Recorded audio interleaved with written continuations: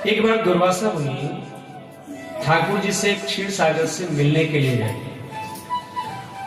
दुर्वासा ऋषि ठाकुर से जब मिलने के लिए गए तो ठाकुर जी ने अपनी प्रसादी माला, एक बात ध्यान दीजिएगा, आपको मंदिर से कोई प्रसाद मिले, कोई माला मिले, कोई पुष्प मिले, किसी भी प्रकार का कोई उपहार मिले, श्रीफल मिले, तो उसको लेकर के तुरंत प्रभाव से विसर्जन नहीं कर देना चाहिए। ध्यान दीजिएगा, कम से कम वह अगर आए तो आपके घर पर आए, एक रात्रि तो कम से कम आपके यहाँ रहे, क्योंकि वो ठाकुर जी का आशीर्वाद स्वरूप है। अपन क्या करते हैं, कोई मिलते ही उनको जो है विसर्जन करके फेंक देते हैं, नहीं।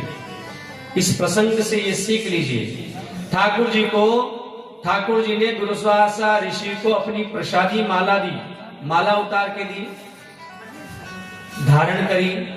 धारण करने के बाद दुर्वासा ऋषि उसको धारण करके इंद्र की सभा में गए। और जब इंद्र की सभा में गए तो क्या हुआ, इंद्र की सभा में जाने के बाद इंद्र ने दुर्वासा ऋषि का बड़ा मान सम्मान किया, सत्कार किया, और सत्कार करने पर उनसे प्रसन्न होकर के वह प्रसादी माला किसको दी, इंद्र को।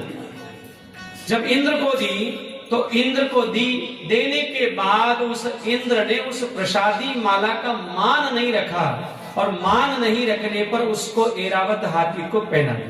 जब हाथी को पहना दी तो उसने उसको छिन्न भिन्न कर दिया।